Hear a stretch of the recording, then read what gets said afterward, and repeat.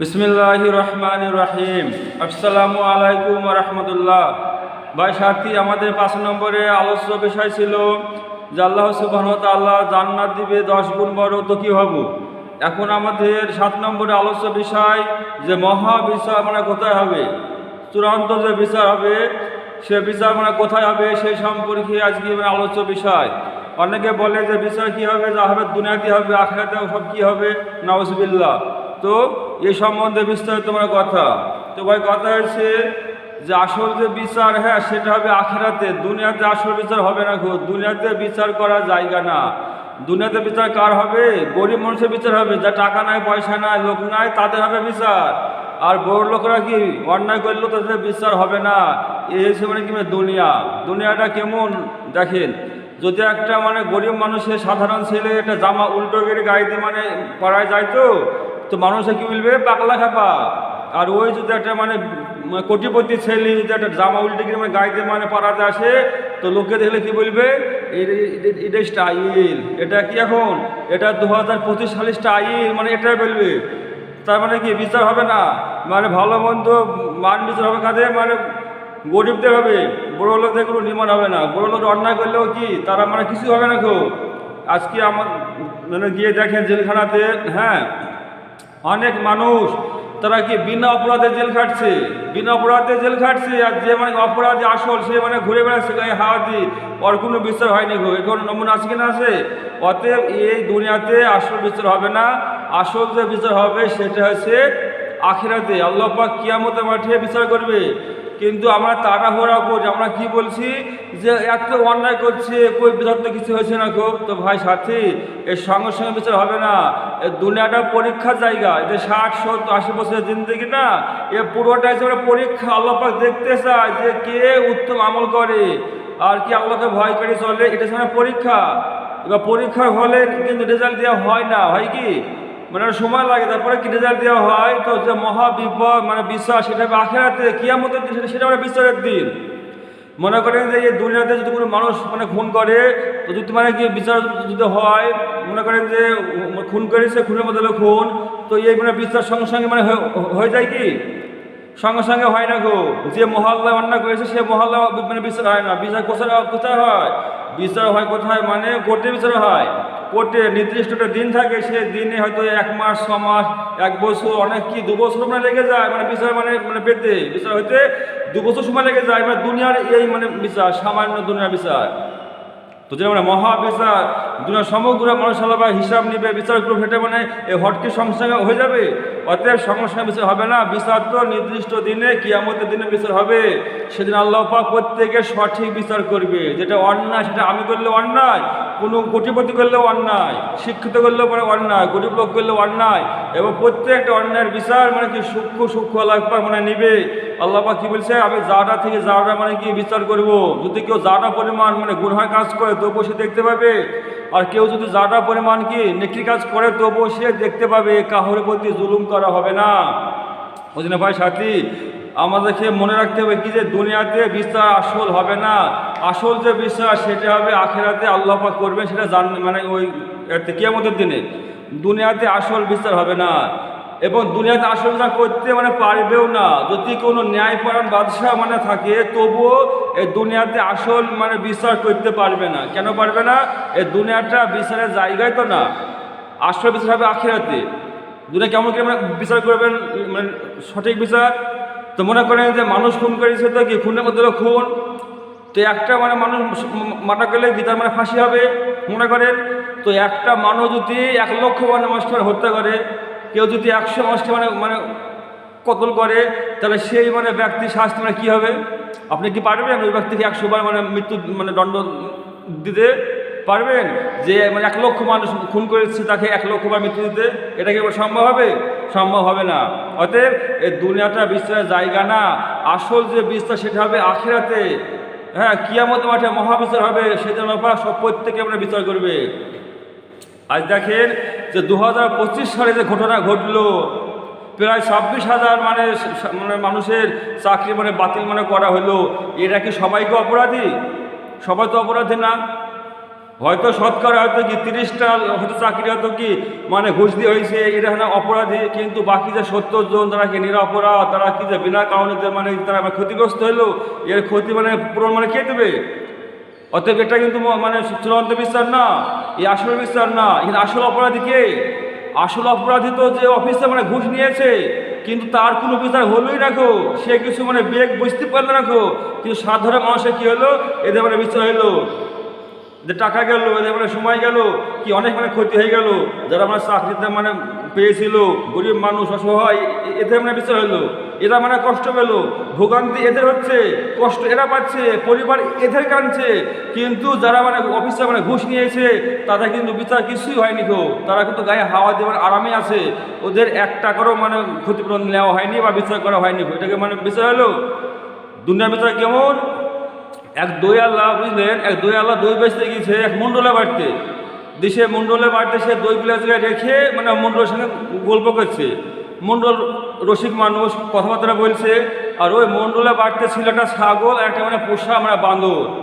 এবার কী করেছে, বান্দরের গাছ থেকে টুকি নেমে এসে 1 ভাঁড় দই সব মানে খেয়েছে।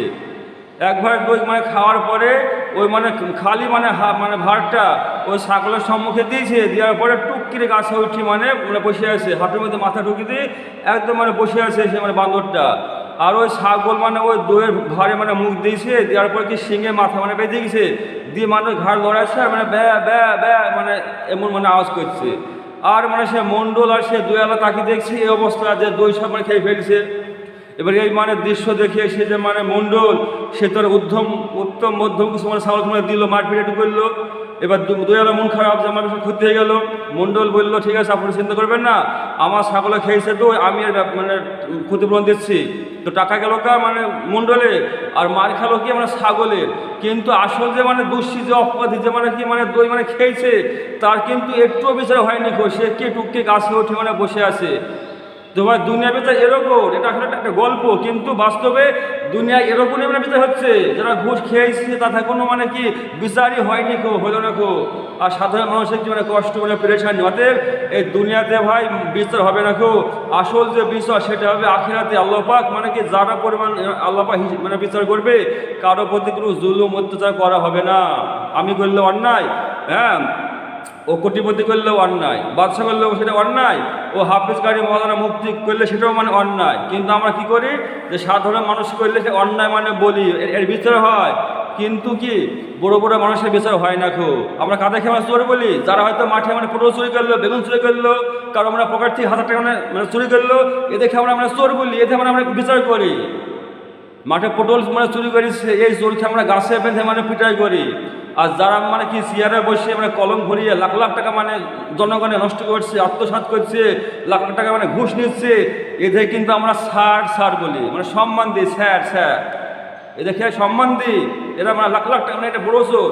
কিন্তু এটাকে মানে সঠিক বিচার? এটা সঠিক বিচার নয়। আসলে সব অফিসার বা সমস্ত শিক্ষিত লোক এমন নয়, কিছু আছে ব্যতিক্রম। আমি সকলের কথা বলছি না, ভালো আছে, আরে ভালো মন্দ সব কিছুর মধ্যে আছে, ভালো মন্দ ও সবারই মধ্যে আছে, কিন্তু এরকম এটা কিন্তু আমরা বিচার হলো না। তো আসল যে মহাবিচার সেটা হবে আখিরাতে, পরকালে, কিয়ামতের দিনে। যে মানে পবিত্র মানে অপরাধী তার তো মানে বিচার হবেই, এবং যে মানে ঘুষ খেয়েছে, ঘুষ নিয়ে মানে বিচার মানে অন্যায় মানে বিচার করেছে, তারও মানে শাস্তি হবে। আর যে বিনা কারণে মানে কি মানে কষ্ট পেয়েছে, তো জেলে মানে ঘানি টেনেছে, জেল খেটেছে, তারও মানে ক্ষতিপূরণ দেওয়া হবে। আল্লাহ পাক তারও মানে ক্ষতিপূরণ দিয়ে দিবে। ও যে কারোর প্রতি জুলুম করা হবে না। আল্লাহ রাসূল সাল্লাল্লাহু আলাইহি সাল্লাম বলছেন একটা হাদিসে মাফহুম, যে কিয়ামতের মাঠে কিছু লোক মানে হাজির হবে, বহুত নেকি নিয়ে আসবে, এবং তাদেরকে বিনা হিসাবে মানে জাহান্নামে ফেলে দেওয়া হবে। সাহাবারা অবাক হলেন, যে রাসূলুল্লাহ, তারা বহুত নেকি আনবি, আনার পরও তারা জাহান্নামে যাবে, তারা কি নামাজি হবে? তারা কি নামাজি হবে? আল্লাহ রাসূল সাল্লাল্লাহু আলাইহি সাল্লাম কি বললেন? তারা নামাজি হবে, তারা রোজাদার হবে, এবং তাহাজ্জুদ পড়নে আলাও হবে।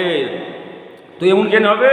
তো বলছে যে এদের সম্মুখে যখন কোনো দুনিয়ার, যখন কোনো দুনিয়ার সুযোগ সুবিধা আসতো, তখন এরা কি ভালো মন্দর বিচার না করে ওটাকে মানে পাওয়ার জন্য ঝাঁপিয়ে পড়তো, যে হারাম কি হালাল, জায়েজ কি মানে না জায়েজ, এই সমস্ত বিষয় তারা দেখতো না, তারা পাওয়ার জন্য ঝাঁপিয়ে পড়তো। অর্থাৎ এরা হচ্ছে তারাই, এরা অনেক নেকি নিয়ে যাওয়ার পরেও কী হবে, এরা জাহান্নামে যাবে।